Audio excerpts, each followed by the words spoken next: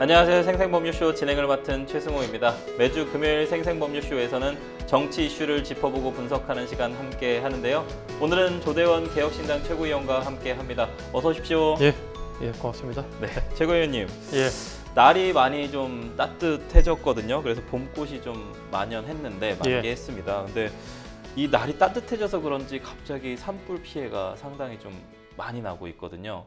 그런데 이런 상황에서 사실 정치인들의 재난 현장 방문 많은 비판들도 좀 받고 있고, 가면 또 가서 뭐라고 하고 안 가면 안 가서 또 뭐라고 하는 그런 상황들도 있는데, 이런 상황들, 작금의 상황들 어떻게 좀 보시고 계신가요? 예, 이번 뭐 산불이 특히나 제 고향 근처에서 일어났기 때문에 너무 많습니다. 예, 제가 경북이다 보니까 고향이 그래서 더 가슴이 아프고 또 그 현장 상황에 대해서 주목을 깊게 했고요.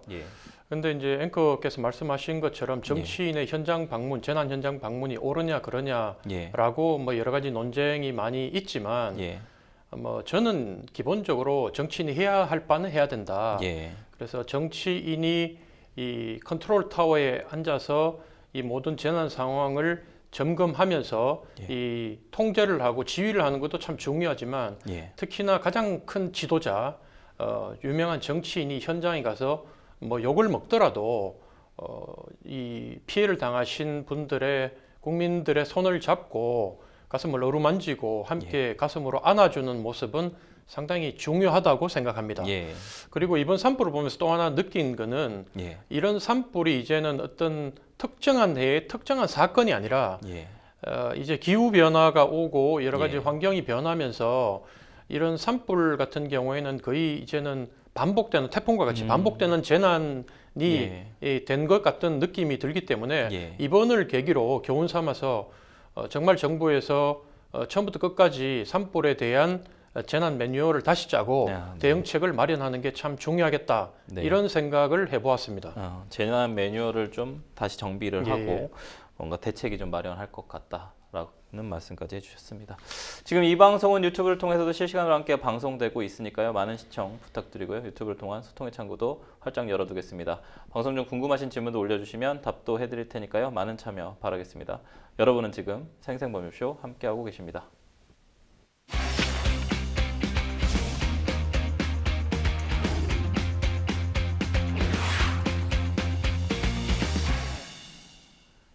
네, 요즘 가장 화제가 되고 있는 말은 무엇인지 또 그 말이 나온 배경과 의미를 짚어보는 시간인데요. 지금 가장 핫한 정치 분야 생생 코멘트 첫 번째 말부터 좀 보실까요? 저를 클로즈업한 사진은 쓰지 마십시오. 라는 말까지 해주셨는데 뭘까요? 누가 그런 말씀하셨을까요? 권성동 국민의힘 원내대표가 아마도 어제 선고했었던 더불어민주당 이재명 대표의 공직선거법 위반 항소심에서 무죄 판결을 좀 받자 권성동 국민의힘 원내대표가 비대위 회의에서 기자들한테 좀 한 말인데요. 저를 클로즈업한 사진을 쓰지 말라. 서울 고법에 가면 조작으로 볼 수 있다면서 재판부를 좀 힐난한 표현인데요. 많은 분들이 좀 주목했었던 재판이었는데 피선거권 상실형이 나왔던 1심을 완전히 180도 뒤집은 항소심 결과였습니다. 이 결과 최고위원님 좀 어떻게 보셨습니까? 사실 뭐 제가 법에 대해서 잘 모르지만 1심 결과가 2심에 가서 뒤집히는 게 확률적으로 상당히 낮다고 많이 있진 않죠. 들었습니다. 들었고 그리고 뭐 제가 법조인이 아니라서 잘 모르겠는데 뭐 그래도 가끔 2심에서 뒤집히는데 그럼 어떤 경우에 주로 1심 결과가 2심에 가서 뒤집히는지 제가 한번 여쭙고 싶어요.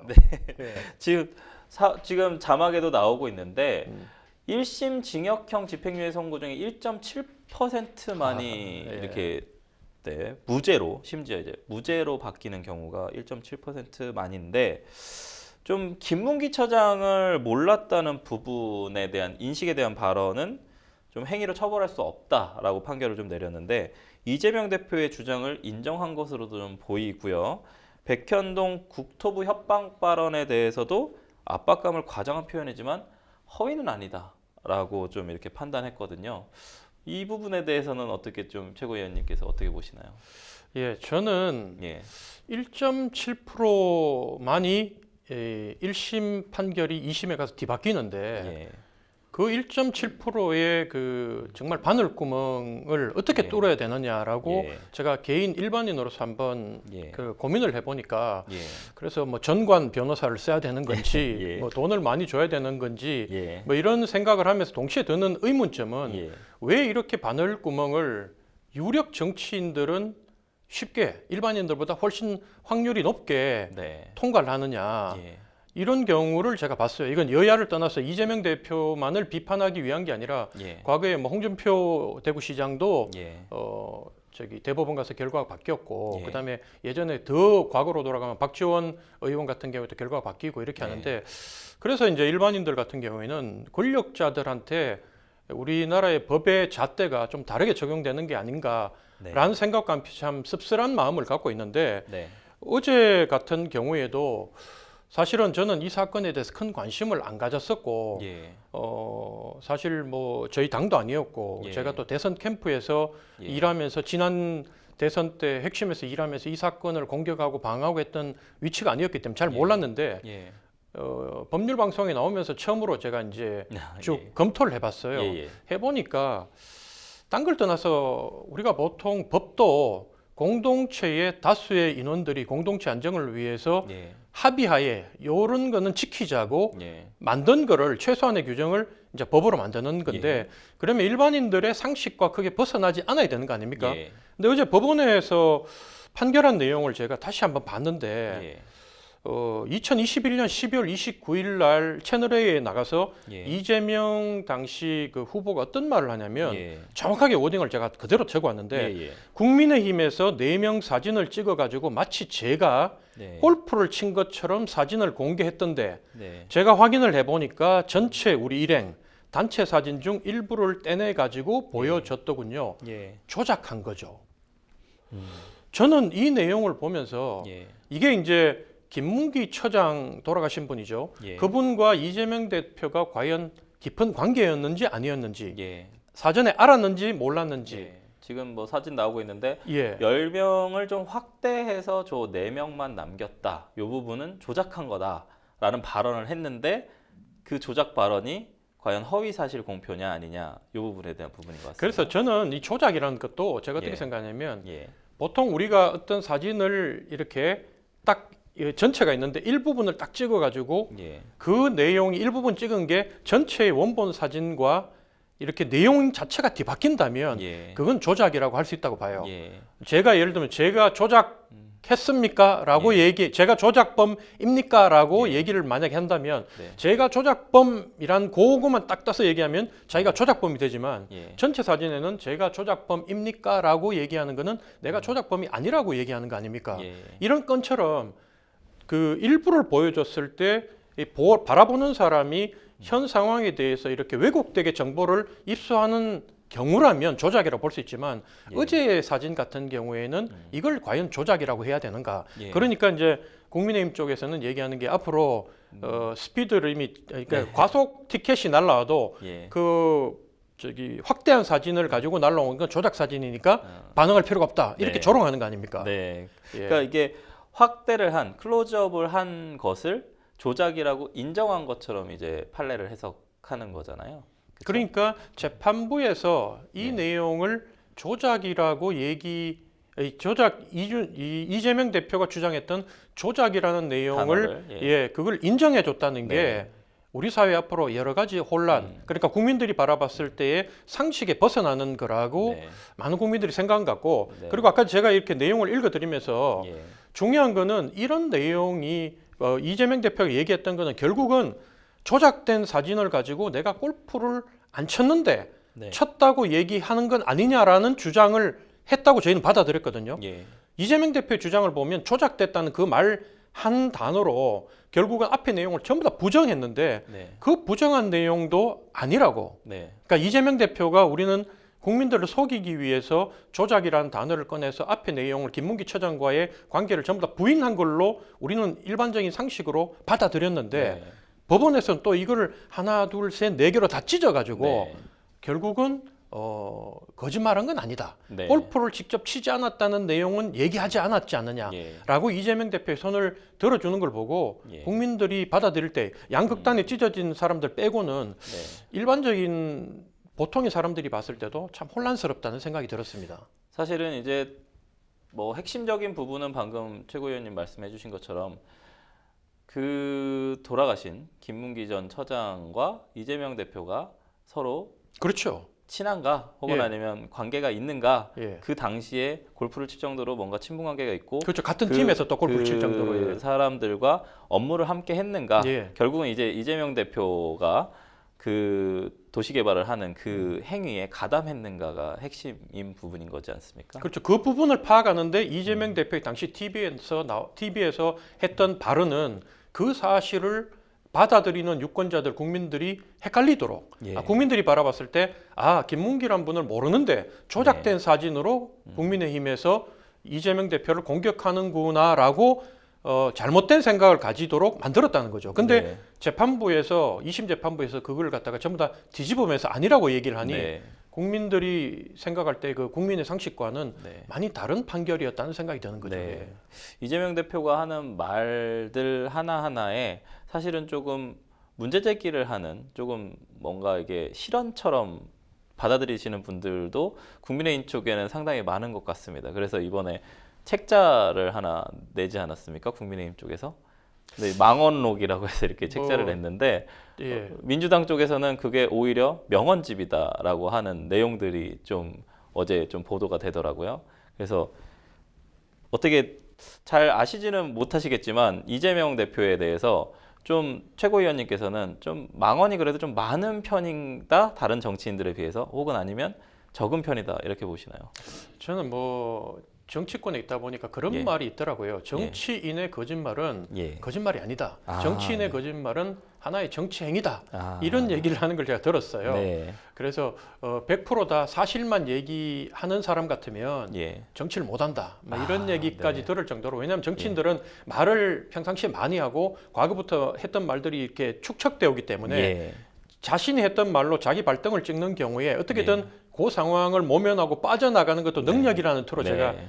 듣고 배웠거든요. 예. 그러다 보니까 이준석 의원 같이 젊은 정치인도 예. 상당히 그런 그 말로서 빠져나가는 기술이 뛰어난 거를 네. 제가 많이 보고 있는데, 네. 그런데 국민 입장에서 바라봤을 때 네. 이러니까 우리나라 정치에 대해서, 정치인에 대해서, 특히나 중견 정치인에 대해서 예. 더더욱더 국민들이 불신하고 네. 늘 이 기존의 정치인들을 바꾸는 네. 새로운 정치인에 대해서 네. 이렇게 희망하고 갈망하는 국민적 정서와 여론이 예. 우리나라처럼 이렇게 높은 경우가 없는 이유가 예. 바로 이런 이유 탓이 아닌가. 음. 믿을 수 있는 사람이 없다. 거짓말도 도리어 능력이라고 자랑하는 예. 이 정치 풍토 때문에, 그래서 국민들이 이렇게 네. 그런 게 아닌가 하는 생각이 들어 좀 씁쓸합니다. 아, 예. 약간 저희가 이제 법조인들 비난할 때 법꾸라지라는 표현을 좀 쓰는데 정치꾸라지도 있다고 보시는 건가요? 저는 뭐 왜 법조인들이 정치권에 많이 영입되고 예. 정치권에 공천 많이 받아서 활동을 잘하냐는 걸 보면 둘이 하는 게 좀 비슷해요. 그런가요? 뭐 거짓말 하는 거나 네. 그 남들이 못 알아듣는 어려운 말 써가지고 이렇게 예. 빠져나가는 거나 네. 이런 기술들이 정치권에서 많이 이렇게 요구되다 보니까 네. 법조인에 대한 정치권 수요가 많아지는데 네, 네. 이것도 좀 바뀌어야 된다는 생각이 들어요. 저는. 그런 부분에서는 조금 더 국민들이 알아듣기 쉽게 편안하게 설명하시고 있는 그대로 좀 알아듣기 쉽게 설명하는 최고위원님, 아까 저희 사전 방송하기 전에 저는 말을 어쨌든 좀 알아듣기 쉽게 말을 하는 편입니다, 솔직하게 말씀하는 편이다라고 얘기하셨는데 그런 정치인들이 좀 필요하다는 말씀이신 거죠? 저는 뭐 국민들도 예. 정치인이 완벽한 사람이 아니라는 걸 알아요. 예. 성직자도 완벽하지 않은데 성직자하고 예. 비교할 수 없을 정도로 정치인들이 문제가 많은 걸 알지만, 그럼에도 불구하고 조금이라도 예. 거짓말을 덜하고 자기가 잘못했을 때는 제가 이런 잘못을 했습니다. 말을 네. 뒤집었습니다. 예. 용서해 주세요. 앞으로는 이렇게 하겠습니다라고 얘기하는 정치인을 그 어느 시대보다 우리 국민들이 갈망하고 있지 않나, 이런 생각이 듭니다. 책임지는 정치인에 대한 갈망까지 좀 말씀해 주셨는데 저희도 좀 필요하다고 좀 생각하는 편입니다. 예. 다시 사안으로 좀 돌아가서 검찰에서 이 이재명 대표에 대한 무죄 항소심 판결에 대해서 즉시 상고 입장을 밝혔습니다. 만일 윤 대통령이 파면되면 조기 대선이 좀 실시가 될 텐데 이재명 대표의 대법원 판단이 언제 나올지도 좀 관건이고요. 여당은 좀 대법원에서 바로잡힐 수 있다고 하면서 경계를 하고 있습니다. 최고위원님 보시기에는 사실 대법원에서 바뀌는 건 또 다른 또 문제거든요. 어떻게 보시나요? 그렇죠. 뭐 민주당은 이걸 보고 자기들 뭐 큰 산을 하나 넘었다고 생각하고 좀 안도의 한숨을 내쉬고 있는데 저는 그럴 처지는 아니라고 보고요. 왜냐하면 1심 결과가 어떻게 보면 징역형의 집행유예가 낳는 결과가 2심에서 무죄로 확 바뀌는 걸 보면서 그런 식으로 따지면 지금 8개 사건 총 5개 재판을 받고 있는 이재명 대표가 결국 그 사법 리스크를 하나하나씩 다 재판을 통해서 벗어야 되는데 위정교사 사건 경우에 1심에서 자신들이 무죄를 받았다고 그렇게 좋아했지 않습니까? 이번 사건 결과를 보면서 어떤 생각이 들었냐면 위정교사 사건도 2심에서 확 바뀌어가지고 징역형이 날 수도 있겠구나 라고 생각을 하는 거예요. 반대쪽에서는. 그러니까 이재명 대표는 총 5개의 재판에 대해서 완벽하게 대법원 확정 판결을 받기 전까지는 전부 다 사법 리스크를 안고 가는 것이고 그렇기 때문에 국민들 입장에서는 이재명 대표가 사법 리스크를 다 벗지 않은 상태에서 대선을 치러서는 안 된다. 특히나 이 민주당과 이재명 대표가 지속적으로 주장해 온 게 대통령이 당선이 되면 형사 소추를 받지 않는다라고 주장을 하고 현재 진행되고 있는 재판을 전부 다 중단시킬 요구하기 때문에 이 부분에 대해서 현재 여론조사나 이런 걸 보면 이재명 대표가 죄가 없다는 것보다는 있다고 여기는 국민 여론조사가 조금이라도 더 높기 때문에 이걸 국민 절반 이상이 문제가 있다고 하는 이 재판을 전부 다 중단시키고 대통령 5년을 수행하도록 국민들이 안 만들 거기 때문에 검찰도 지금 신속하게 상고를 할 수밖에 없었다. 그리고 한 가지 더 말씀을 드리면 이게 이제 이재명 대표한테 별로 좋지 않은 게 2심 재판 이후에 이제 이 대법원 확정 판결까지 만약에 이재명 대표가 졌다면 이재명 대표가 상고를 신청하는 거 아닙니까? 그러겠죠. 상고 신청을 하고 이재명 대표가 신청서를 7일 내에 내야 되니까 시간을 또 끌고 그다음에 법원에서 14일 이내에 통지서가 날아오면 그걸 받는 것도 또 시간을 끌고 그다음에 본인이 상고 이유서를 쓸 때도 최대한 20일을 다 써가면서 한 달 반이란 시간을 날리고 할 수 있는데 이제는 이 상고를 이재명 대표가 아닌 검찰에서 하기 때문에 결국 검찰에서 이 시간을 최대한 줄여서 한 달 정도의 시간을 줄일 수 있는 여건을 마련했기 때문에 민주당이 그냥 계속 유리하다고만 얘기하기는 좀 그렇다 이런 생각이 듭니다. 만약에 반대 상황이 됐으면 어쨌든 민주당 쪽에서도 또 다른 전략 전술을 썼을 가능성도 있다. 그렇죠. 633이라고 대법원에서 1심 633 이렇게 정해줬잖아요. 물론 잘 지키진 않지만 이렇게 국민들이 초미의 관심이 집중된 사건은 가급적 석 달을 지키려고 했을 건데 이재명 대표가 거기서 시간을 잘 안 받고 통지서를 안 받고 그다음에 상고 이유서 제출도 늦어지고 이러면 시간을 쭉 한 달 반 정도를 써버리면 아무리 대법원에서 서둘러도 석 달 안에 하는 것은 불가능해요. 근데 이제 검찰에서 속도를 낼 거기 때문에 잘하면 석 달 안에 결론이 날 수도 있다 이런 기대를 국민들이 하게 됐다는 거죠. 최고위원님 말씀해주신 것처럼 국민들이 보기에는 뭔가 사법 리스크가 있는 이재명 대표의 대선 출마에 대한 부분에 대해서 의구심도 분명히 존재할 수 있다라는 부분 비판점도 있는데 물론 여당 측에서의 비판이기도 합니다. 그 리스크와 관련된 부분에서 이번에 산불 현장을 방문했었던 이재명 대표의 그 사진 지금 나오고 있는데요. 사실 동영상으로 보시면 조금 더 명확한데 이 산불 피해를 받으신 피해 주민입니다. 주민이 이제 점퍼로 이렇게 이재명 대표를 때리는 그런 장면이거든요. 어떻게 보면 아까 얘기해 주셨던 어떤 그런 국민들이 가지고 있는 의구심, 사법 리스크가 있는 그런 어떤 정치인에 대한 어떤 좀 실망감 혹은 뭐 무죄가 나온 날이지 않습니까? 그럼에도 불구하고 어쨌든 뭔가 그런 실망감에 대한 표출일까요? 아니면은 뭔가 아까 저희가 이제 초두에 말씀드렸지 않습니까? 방송 처음 시작할 때 정치인의 어떤 재난 현장 방문에 대한 어떤 그런 모습 이런 부분들에 대해서 국민들이 느끼는 그런 감정들이 표출된 상황으로 보이는데 최고위님은 저 장면에 대해서 좀 어떻게 해석하고 계시나요? 뭐 저 장면에 대해서 이재명 대표의 잘못이라고 얘기할 수는 없죠. 저거는 국민들이 다 화가 나고 예를 들면 제가 지지하지 않고 도리어 제가 미워하는 정치인을 만난다 하더라도 대부분의 99%의 국민들은 물리력을 쓰지 않습니다. 예. 예, 피하든지 예. 아니면 그냥 인상 쓰든지 네. 뭐 이 정도 하지 악수를 거부하든지 네. 제가 정치 현장에서 경험해 본 결과로 제가 말씀을 드리면 예. 그렇게 하지 저렇게 물리력을 쓰는 건 절대로 있을 수 없는 일이고요. 예. 특히나 이재명 대표는 과거에 어쨌든 테러를 예. 크게 한번 당했지 않습니까? 그렇죠. 예. 예, 그때도 국민의힘 관계자들 일부는 예. 그걸 조롱하기도 하고 하는 모습을 보고 예. 아무리 상대가 밉다고 해도 예. 이런 경우는 없다는 생각이 들었어요. 이렇게 네가 죽어야지 내가 산다는 생각을 가지고 정치를 대하니 예. 오로지 국민도 눈에 없고 예. 그런 사람일수록 국민을 위해서 이렇게 정치를 하고 국민을 위해서 상대당하고 싸우는 게 아니라 예. 자신의 영달을 위해서 자신 개인의 이득을 위해서 싸우는 경우가 많은 거를 제가 봤거든요. 예. 예. 그래서 정치란 게 우리가 문명사회가 되고 난 뒤에 네. 정치란 제도를 통해서 이 공동체 갈등과 이해 충돌을 이렇게 방지하려고 하는 게 결국은 과거와 같이 물리력을 써서 싸우지 않고 예. 법과 규정에 의해서 네. 그리고 논리와 뭐 이런 걸 통해서 말로 싸우는 걸로 하기 위해서 정치를 만든 거 아닙니까? 네, 그렇죠. 그래서 저렇게 해서는 안 된다고 봅니다. 예. 그러니까 민생 행보마저도 정치 해석이 되어버리는 이 현실, 작금의 현실, 그 부분에 대한 좀 안타까움을 표로해 주신 걸로 해석하면 될까요? 예, 뭐 화가 많이 났겠죠. 화가 그 현장에서 제가 그런 재난을 직접 겪지 않았기 때문에 예. 저도 뭐라고 하지는 못하겠는데 예. 자기 집이 불타고 뭐 그렇죠. 가족 희생 당하고 예, 이런 예. 분들이 화가 나지만 화가 예. 난다고 해도 저래서는 안 되고요. 예. 그리고 이재명 대표가 어쨌든 저런 지점에 있어서는 뭐 그분에 대해서 선처를 바란다고 예, 예. 말씀하시고 한 맞습니다.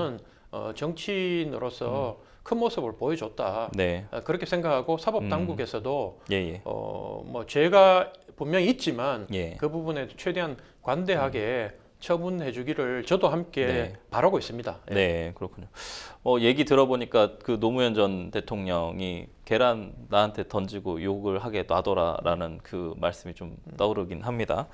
이 관련된 부분에서 김동연 지사하고 김경수 전 지사, 그다음에 김부겸 전 총리, 한마디로 비명계에서 대권 주자로 거론되셨던 분들이 이재명 대표의 지금 무죄 판결에 대해서 환영하는 입장을 밝혔거든요.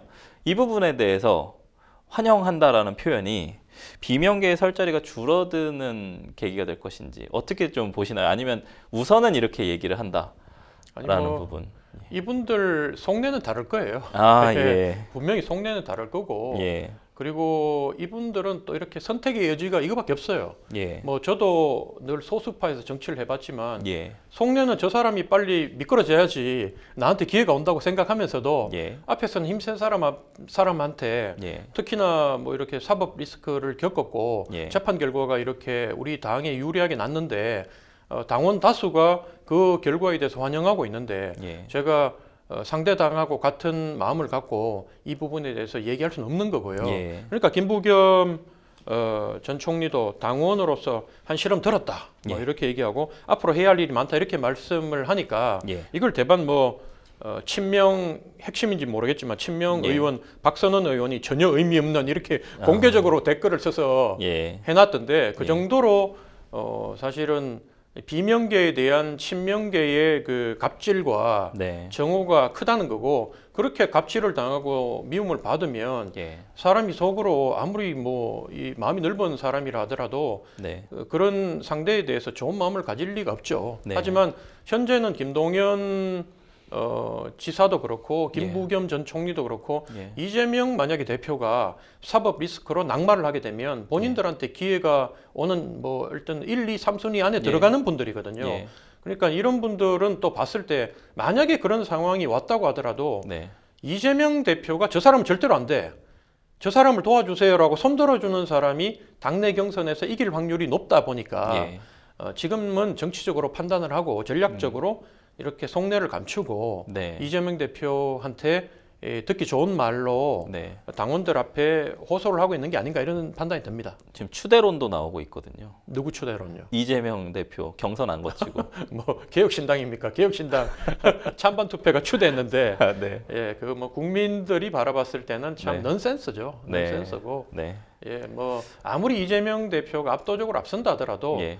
본선에서 대통령이 네. 된다는 보장이 없잖아요. 네네. 그리고 어떤 공격을 받고 어떤 사법 네. 리스크가 우리가 몰랐던 게 또 터질지도 모르는 네네. 상황에서 네. 정당이 추대를 한다는 거는 예. 그거는 뭐 추대하는 거는 북쪽에서 잘하는 거잖아요. 네. 그래서 민주주의 국가에서는 저는 이런 상황이 됐다 하더라도 어떻게든 네.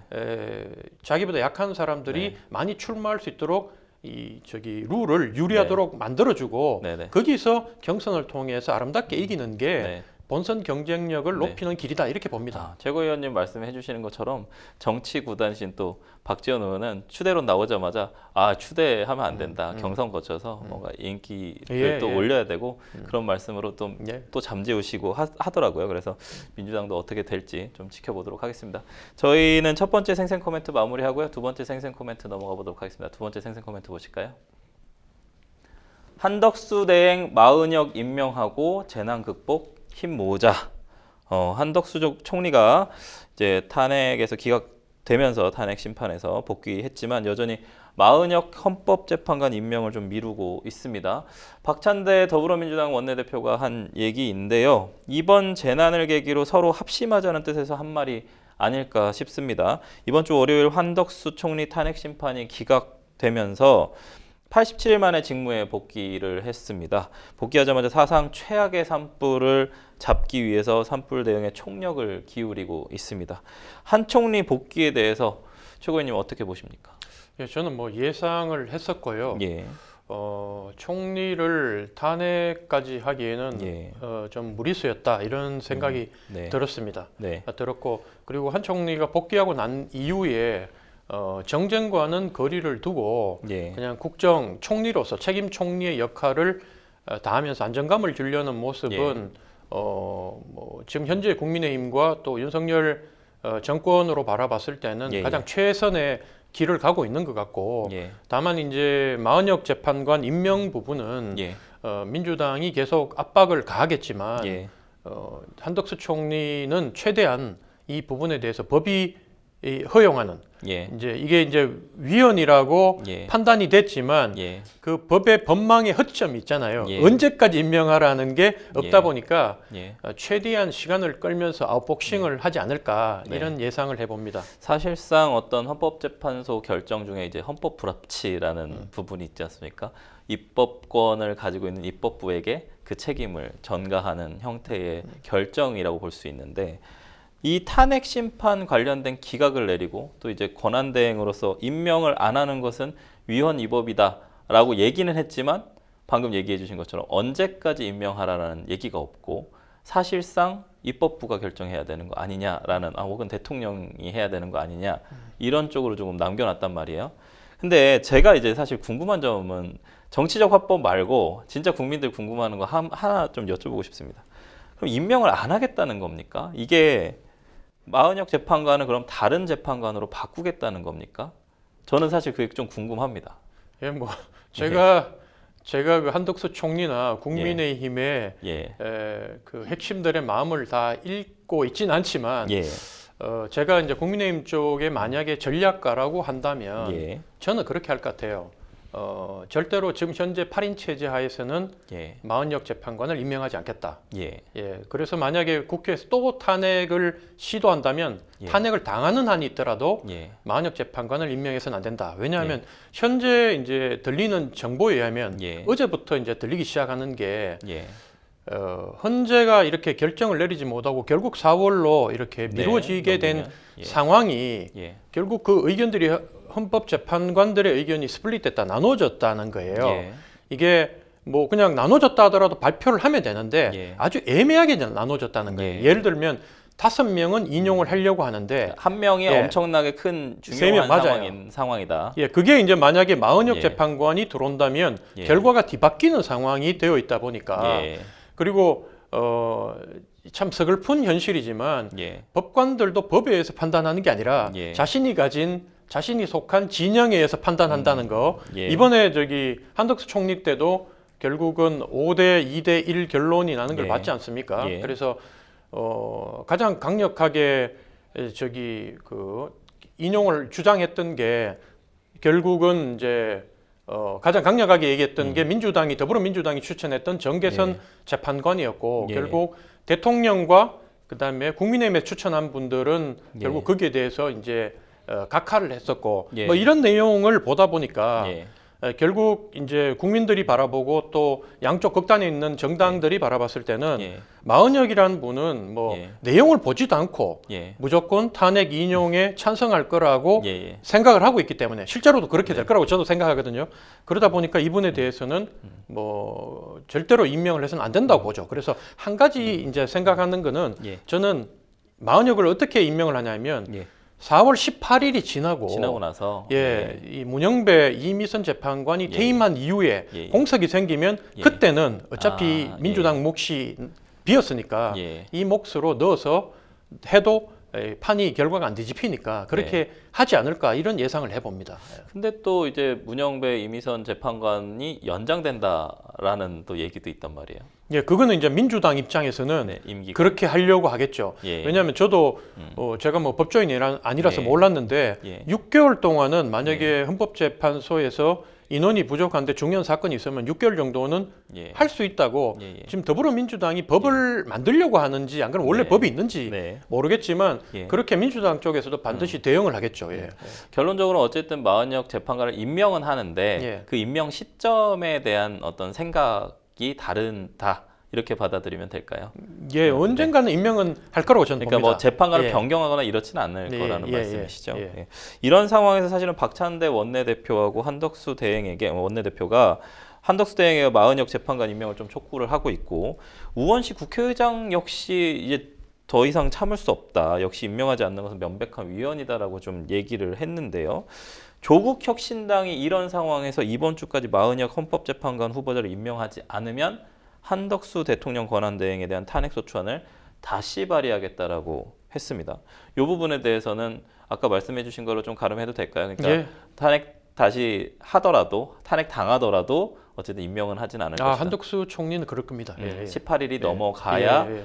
특히나 이제 우리가 뭐 진보 재판관이라고 해석되는 재판관들이 이제 퇴임하지 않는 한 임명은 하진 않을 예, 것이다. 그렇게 할 겁니다. 그렇게 받아들이도록 하겠습니다. 민주당은 지금 권한대행을 맡고 있던 최상목 부총리에 대한 탄핵소추 추진 의지도 굽히지 않고 있는 상황입니다. 한덕수 총리 탄핵 기각으로 탄핵 남발, 무리한 줄탄핵이라는 비판이 좀 더 거세졌는데 이 와중에 최상목 그러니까 부총리 탄핵소추 추진을 강행하는 것은 오히려 자충수가 될 수도 있지 않느냐 이런 질문도 있습니다. 예, 민주당이 자기 모순에 빠지는 게 민주당의 한 핵심 관계자가 이런 말 했거든요. 예. 한덕수 총리가 돌아오는 게 예. 윤석열 대통령 탄핵을 하려고 인용을 하려고 예. 국정 안정을 미리 기반으로 깔아놓으려고 하는 거다라고 본인들이 얘기를 했어요. 예. 그러면 한덕수 총리를 문제가 있음에도 다시 국정에 복귀시켜서 안정을 기하고 그걸 바탕으로 윤석열 대통령을 탄핵을 한다고 바라본다면 예. 여기에 격가진 최상목 부총리를 예. 탄핵을 한다는 거는 예. 국정 안정을 해치는 거예요. 예. 제가 봤을 때는 이건 아주 잘못된 그 전략이라고 보여지고 어리석은 네. 전략이라고 보여지고요. 예. 윤석열 대통령 탄핵에 집중을 하려면 도리어 최상목이든 뭐든 더 이상 탄핵 부분은 이 국정 안정에 더 민주당이 힘을 실는 모습, 네. 뭐 산불 재난 정책에 있어서도 최대한 여당과 협조하고 이런 상황을 국민들한테 보여주면서 윤석열 대통령의 잘못된 부분을 집중 부각하면서 예. 그 국민 여론이 한 60% 이상 되니까 네. 이걸 바탕으로 탄핵을 이끌어내야 되는데 네. 이걸 아니고 자꾸 격가지로 이렇게 전력을 분산시키고 국민들한테 불안감을 주는 게 민주당이 예. 자기 모순에 빠져 있다 이런 생각이 들어요. 예. 네, 그렇군요. 탄핵 제도가 어떤 중대한 위헌 위법 행위를 한 공무원을 파면을 하기 위한 제도가 아니라 뭔가 일시적으로 그 공무원의 직무를 정지시키는 제도로 혹은 그런 시키는 도구로 전락하고 있는 현실이 계속 악용될까 봐 그런 부분들이 좀 걱정이 됩니다. 저희는 생생 코멘트 두 번째 생생 코멘트 마무리하고요. 세 번째 생생 코멘트 만나보도록 하겠습니다. 세 번째 생생 코멘트 볼까요? 여야 의원 총사퇴하고 총선 다시 치르자. 참 흥미로운 제안인 것 같습니다. 뭔가 정치는 안 되는 것도 없고 되는 것도 없고 같은데 정말 창의적인 제안인 것 같은데 이현주 더불어민주당 최고위원이 헌법재판소를 향해 대통령 파면을 촉구하면서 필요하다면 여야 국회의원이 총사퇴하고 총선을 다시 치르자라고 말을 했습니다. 이현주 의원이 한 말의 맥락은 나라가 내란 행위조차 진압하지 못하는데 배지 달고 있는 게 무슨 의미가 있느냐라는 건데요. 최고위원님, 이 어떤 함의가 있을까요? 어떤 뜻이 있을까요? 이거 어떻게 해석해야 할까요? 예, 뭐 흥미로운 상상이라고 얘기하셨는데 예. 이게 처음은 아니고요. 예. 국회의원들이 총사퇴하겠다라고 얘기했던 적은 몇 번 있습니다. 예. 몇 번 있고 그리고 솔직히 말하면 저게 국민의 마음이에요. 국민들이 현재 국회의원들 다 그만뒀으면 좋겠다. 예. 그리고 숫자도 확 줄여가지고 예. 숫자뿐만이 아니라 그다음에 국회의원들한테 주는 각종 혜택, 예. 세비부터 각종 특권들을 확 줄였으면 좋겠다. 이게 과거부터 사실은 그런 얘기는 많이 나왔죠. 국민의 마음이죠. 예. 근데 그렇게 양당이 갈라져 싸우다가도요. 예. 자기들 권리 찾는 거, 예. 자기들이 세비 조금이라도 더 받고 예. 보좌진 한 명이라도 늘리는 거는 뭐 기가 막히게 협조를 잘해왔던 사람들이라서 예. 중요한 거는 말이 중요한 게 아니고 예. 비단결 같은 말이 아니라 예. 말에 힘이 생기려면 그 진정성이 있어야 되거든요. 예. 진정성이 과연 현재 이현주 의원도 그렇고 그다음에 이 총사퇴하자고 얘기한 게 여당에서도 윤상현 의원이 얘기했는데 예. 과연 이분들이 정말로 예. 자기들이 얘기하는 것 같은 그 비단결과 같은 그 네. 말만큼의 진정성과 순수성을 가지고 있느냐 예. 따져보면 아닌 것 같고요. 예. 각자 정치적 목적을 가지고 네. 헌재를 압박하기 위해서 네. 대통령도 지금 문제고 엉망이고 네. 그다음에 그런데 이 문제를 정치적으로 눈치를 살피면서 아직 판단을 내리지 않고 있는 헌재도 네. 문제고 이렇게 보면서 우리 국회의원들 총사퇴하겠다. 예. 당신들 빨리 판단 안 내리면 우리도 다 그만 직을 던지고 당신들의 문제점을 국민들한테 알리겠다. 이렇게 사실은 그 이현주 의원이 민주당이 헌재를 압박하기 위해서 이런 표현을 하는 것 같고요. 네. 국민의힘도 마찬가지고. 네. 근데 이제 참 흥미로운 거는 예. 이렇게 얘기를 하니까 김민전 비례대표 의원처럼 자기 지역구가 아직 정해지지 않은 사람들 예. 그리고 국민의힘의 다수의 그 이번 총선 나가서 떨어졌던 사람들은 예. 한 번 더 하자. 예. 해산하고 하자. 예. 자기들한테 기회가 오니까 예. 그렇게 지금 받아치고 있는 것 같아요. 그러니까 헌법재판소를 압박하기 위한 수단으로서 총사퇴 카드를 꺼낸 것이다라고 좀 해석하면 될까요? 예, 그렇습니다. 예. 사실은 이제 이재명 대표의 의중도 좀 들어간 것이다라는 얘기도 좀 있습니다만 사실은 뭐 이게 만약에 총사퇴를 하면 민주당 쪽에 유리한 걸까요? 아니면 국민의힘 쪽에 유리한 걸까요? 개혁신당 쪽에 유리한 걸까요? 각자 자기들은 예. 자기들이 유리하다고 생각하죠. 실제로 총사퇴는 안 되겠죠? 예, 불가능하다고 봅니다. 네, 민주당 같은 예. 경우에는 이제 대통령 탄핵이 되고 예. 선거를 다시 실시하게 되면 예. 그 분위기란 게 있거든요. 예. 그러니까 대통령이 문제가 많았고 대통령한테 모든 책임을 씌우면서 예. 총선을 치르면 자신들한테 유리하다고 생각하는 거고 예. 국민의힘은 뭐 지난 총선 때 원체 예. 성적이 안 좋았기 때문에 예. 뭐 이런든 저런들 지금 보수 진영의 지금 보면 극렬 지지층과 어쨌든 대통령 탄핵이란 큰 사건 때문에 보수가 예. 결집해 있는 이 상황에서 총선을 치르면 예. 지난번보다는 그래도 성적이 좀 나을 낫지 거다. 않을까. 이런 예. 기대를 갖고 있고요. 예. 저희같이 이제 작은 제3지대 정당은 어떤 예. 생각을 하냐면 어떤 형태로 선거를 다시 치러도 현재의 선거 시스템 하에서는 제3지대가 설 공간 없다. 좀 어렵다. 예, 그래서 만약에 총사퇴를 하고 네. 그다음에 이 개헌이 합의가 돼서 국회의원의 임기를 맞추고 예. 그다음 선거제도도 소선거구 제도가 아닌 예. 대선거구제. 중대선거구제가 되고 하면 예. 예. 그렇게 되면 이제 양당 정치에 신물을 느낀 국민들이 예. 예. 한 지역에 한 5명, 6명 뽑는다면 예. 예. 한 당에 뭐 3명, 4명을 몰아주지는 않을 거고 예. 저희 같은 작은 정당에서도 바른말하고 예. 인지도를 쌓아온 시민들한테 예. 한석 정도는 줄 거다 이런 기대를 하는 거죠. 예. 중대선거구제도 사실 참 어렵습니다. 도입하기도 참 어려운 것 같습니다. 알겠습니다. 저희는 지금까지 생생 코멘트 만나봤고요. 저희는 뉴스픽스로 다시 돌아오도록 하겠습니다. 여러분 지금 생생법무쇼 함께하고 계십니다.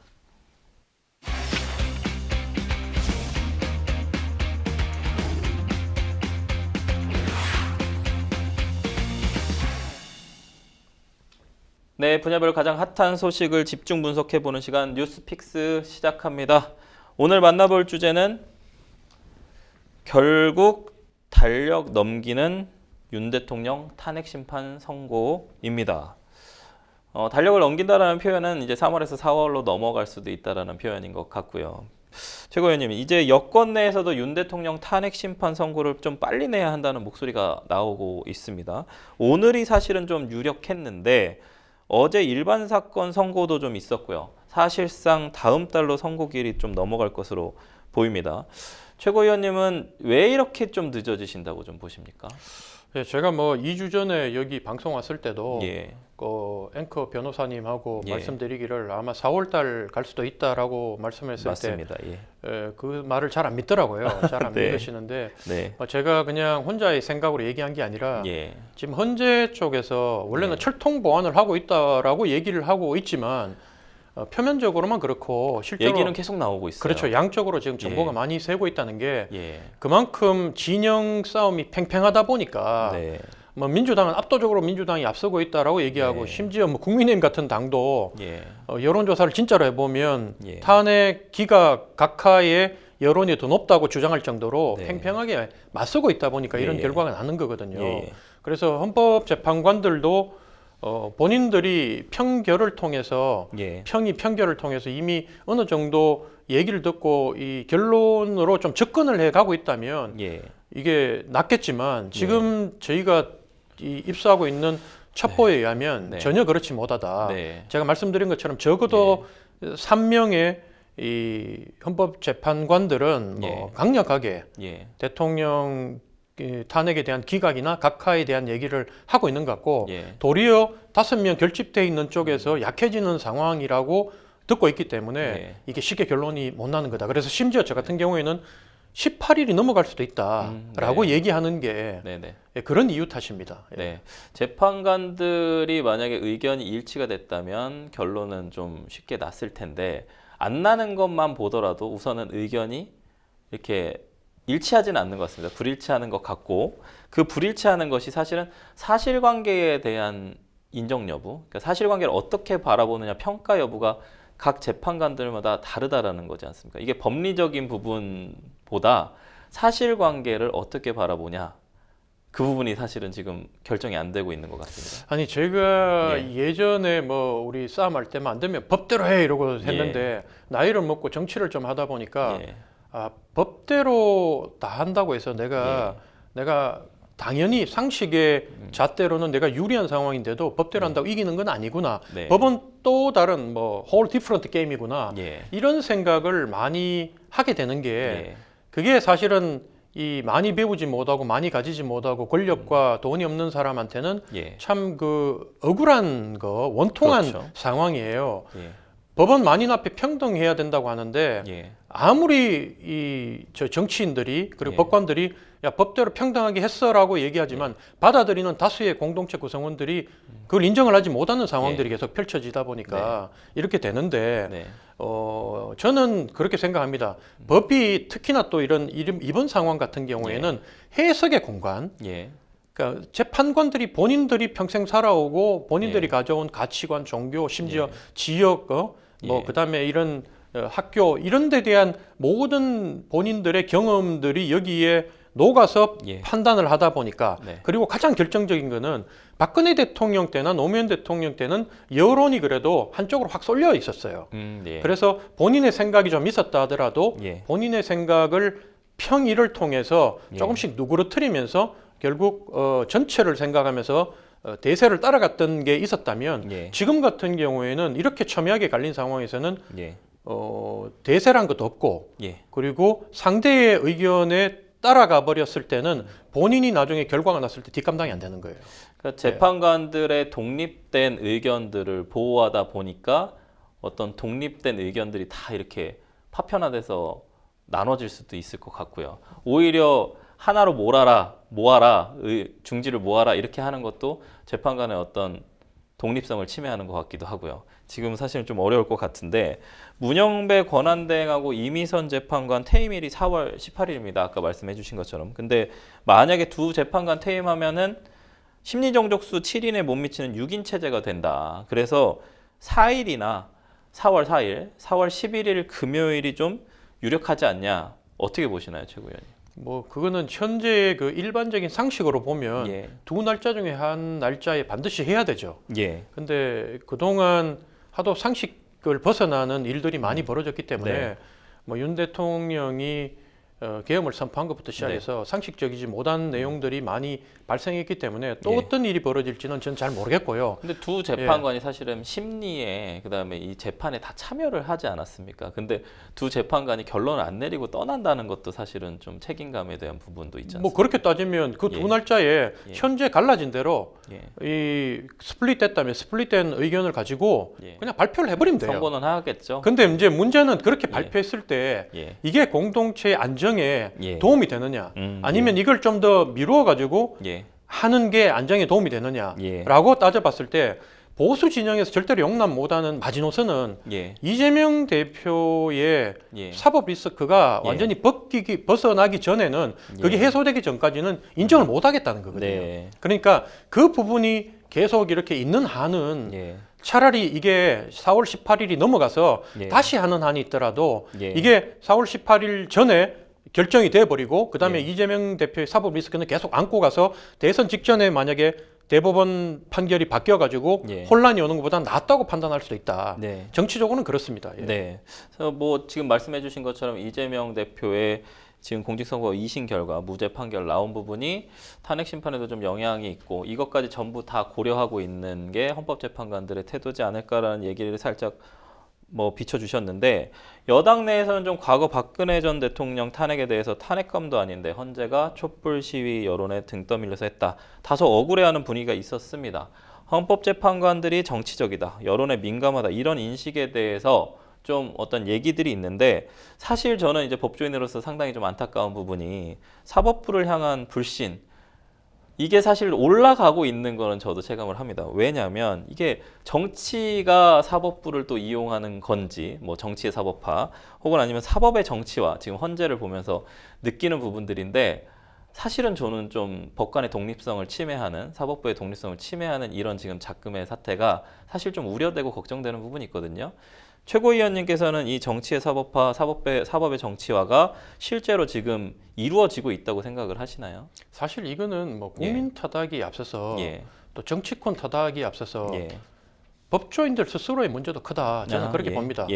본인들이 법관으로 있을 때, 검사로 있을 때 했던 말과 또 이 주장과 정치권에 와서 얘기하는 말과 주장, 행동이 너무나 차이가 있다 보니까 과연 저 사람들을 믿을 수 있느냐라는 게 국민들이 이제 그런 편견과 선입견을 가져버린 거고요.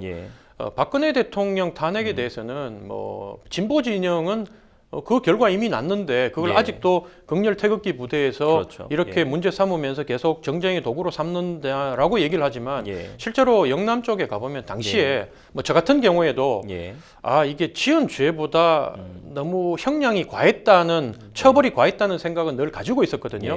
근데 시간이 갈수록 박근혜 대통령에 대해서 탄핵했던 내용들이 실체적 진실이 과연 뭔가 그리고 그 당시에 이게 이 법에 의한 재판이었다기보다 정치 재판의 성향도 좀 있었구나라는 거를 이제 인식하기 시작하면서 그 당시에는 10% 초중반대에 박근혜 대통령의 지지율이 있었다면 지금 이 사건에 대해서 다시 얘기를 하면 잘못됐다고 얘기하는 퍼센트가 훨씬 높아져 있는 게 사실이거든요.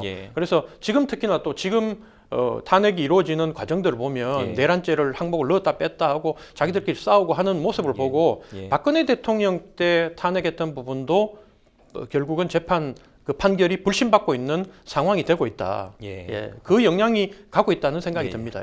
시간이 좀 얼마 안 남아서 마지막으로 한 질문만 좀 드리고 싶은데 민주당 김민석 최고위원이 이런 얘기도 했고 뭐 민주당 쪽에서도 지금 계속 얘기하고 있는 헌재 선고 일자가 미뤄진 이유가 보이지 않는 손.